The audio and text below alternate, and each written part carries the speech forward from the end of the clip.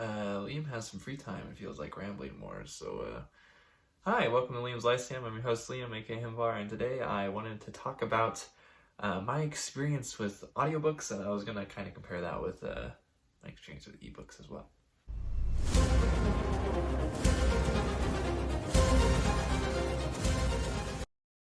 Okay, so I actually remember watching a video by Joanna.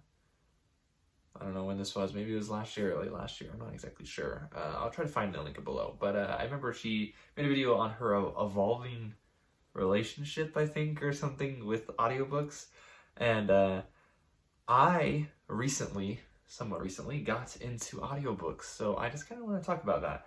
So in December, so I moved in January. I moved at the very beginning of January into December, whatever you want to say. And I came up to where I was moving a couple weeks beforehand. So I had been in the middle of two books. I was in the middle of The Children of Hurin by J.R.R. Tolkien, and I was in the middle of Shadowdale by Scott Cianson.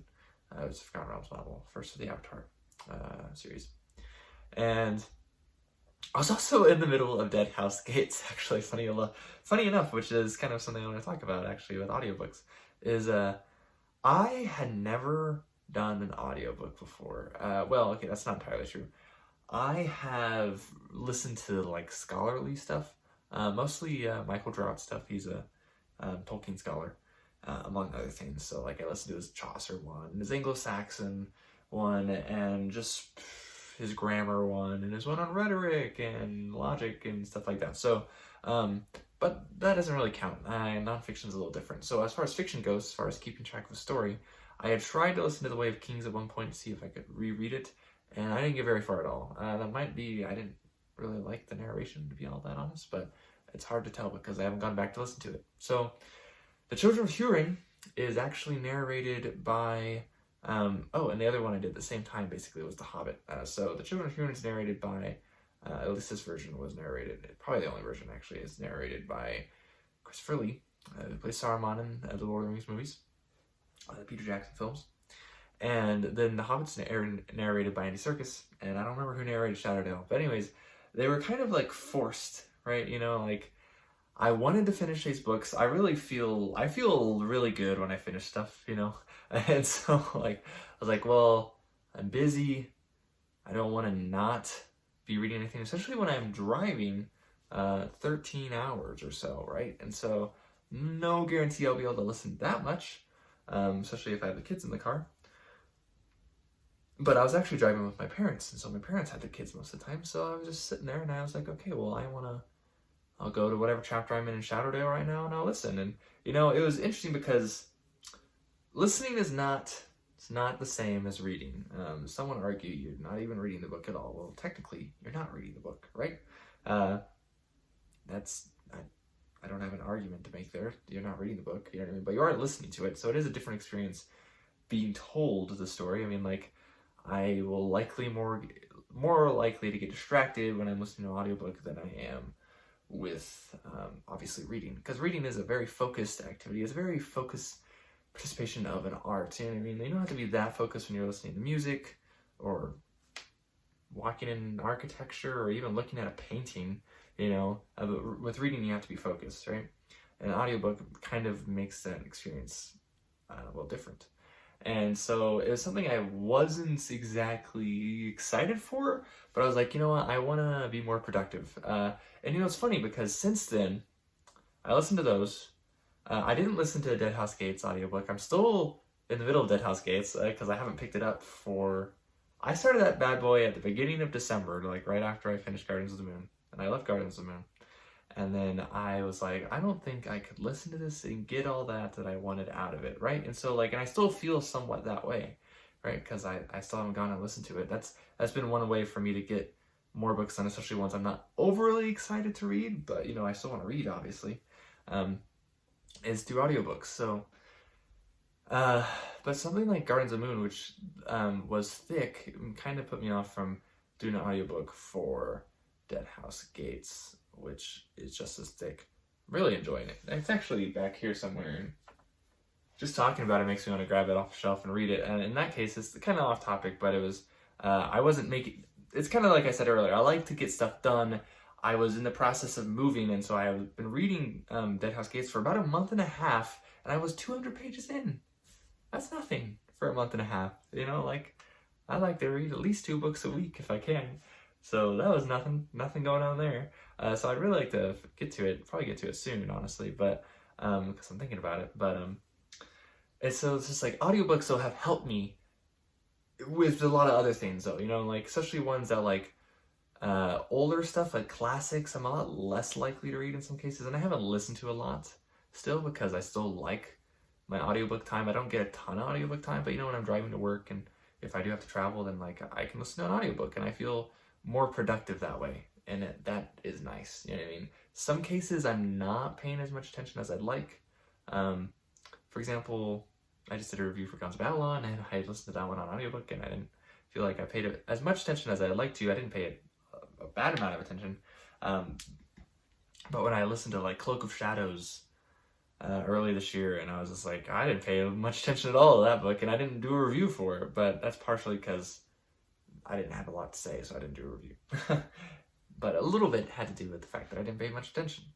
But I can do, when you're doing mindless stuff, audiobooks are good, I feel like. And so, I don't know, I've come to be more productive, which is kind of one of the things, the point I wanted to get to, is that like, if I had the time I had when I was younger, like a teenager or something like that, so if I had the time and I read at the same speed I did when I was a teenager, because I read faster when I was a teenager, because I made an effort to go through stuff fast, then I would be reading so many books. Because I even look at like last month, I read like 10 or 11 books, but that's reading and listening to books, you know, and you know, looking at it, if I was a teenager, I had a lot more time, and I was a lot faster when it came to, you know, reading physical books, then I would be reading a lot more, like, because the fact that I can get through 11 books in a month, and none of them are very long, but the fact that I can get through 11 in a month is just crazy to me, because I am very busy. Like, if you watched one of my previous videos, you might realize I'm wearing the same shirt, because I'm filming this right after the other one, and that's because my family's out of town this weekend, so I have actually more time to film, at least at night, like it is, before I go to bed. And so I'm very busy. And so audiobooks have helped me to feel more productive when I'm doing things that are otherwise productive, but very mind-numbingly productive, like folding the laundry or doing the dishes or walking to class, which sometimes I won't listen to stuff, even then, because I like to enjoy being outside and stuff like that. You know, but generally when I'm driving to work, I don't really listen to music or anything like that. Sometimes I listen to YouTube videos, especially BookTube ones, but it's nice to be able to listen to an audiobook. Now, I kind of want to compare this to my relationship with ebooks, which is another thing that I have used to be more productive. It is not replaced, just like audiobooks have not replaced by reading physical books. Ebooks never did either. I read my first ebook in 2014, but I can't remember when I started listening to The Way of Kings, and I didn't finish it anyways.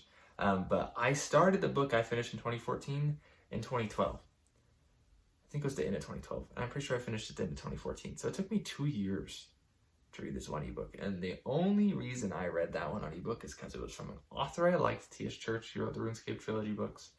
And he released his standalone self-published book that was only available digitally. And I was like, why? I guess this will be my first digital read, right? Because I wasn't, you're not going to be like not read it just because it was only on Kindle or whatever. And so I did read it, but it took me forever, you know what I mean? Because I wasn't into it. I didn't like the idea of it. I like having a physical book, you know, but now I'll read digitally all the time, almost, it seems like.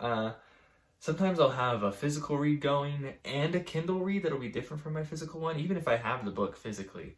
Just get it on Kindle. A lot of times it's cheap, though. The problem, actually, with digital stuff is that it's not actually cheaper, and sometimes it's more expensive. But you can get it right away, which is nice. So like for example, like I was going through The Dragon Waiting, which I'm still reading right now, right, physically, and I was listening to The Black Company, which I just finished this morning, by Glenn Cook. And then I was also on Kindle reading Betrayal at Falador, the RuneScape book by that same author I was talking about. And, you know, it helped me to get through when I was in circumstances where I couldn't open up a book and read like 2 sentences before I had to put it down, but I had my phone on me and I could read from that real quick. I also use Kindle for like my antique books because I don't want to read from my antique books physically, so I can keep them in the best shape as I can. So when I read like William Morris, for example, I'm reading it on my Kindle app on my phone because my antique books are over 100 years old and I don't want to bother them. You know, they sit and they can stay safe. You know, or like when I first moved up, I didn't have most of my stuff. And so I wanted to read the Sword of the Lictor. And I had the Sword of the Lictor, which was great. But then after I finished the Sword of the Lictor, I wanted to read the Citadel of the Artark, which I didn't have, because I didn't think I'd want to read it that shortly after reading Sword of the Lictor, which I was dumb and I should have realized I would. So I got it on my Kindle app, and I read the Citadel of the Artark that way. Just same with the Gather Darkness when I read that a couple months ago. I didn't have my physical copy, and so I read it on my Kindle app. You know, and so it's just like, I feel like I wanted to connect just, I guess, as audiobooks and ebooks, for me at least, helps me be more productive in my reading, because reading is the thing that it's like my stress reliever, you know what I mean? But in some ways I feel like I'm addicted. But it's just like, it's what I like to do in the day. You know, like my day doesn't feel all that productive if I haven't read. Now there's exceptions to that, obviously. But I mean, like, but if I haven't gotten something done, you know what I mean? It's like, if I get to the end of the day, I'm like, wow, like yesterday, I didn't read a page in Dragon Waiting, but I listened to 4 hours of The Black Company, you know, so that felt good. I don't think I read anything on Kindle yesterday either, actually, right? And as of right now, I'm actually not reading anything on the Kindle. Well, I am going through The Story of the Glittering Plain by William Morris. But that's really slow going, at least for right now.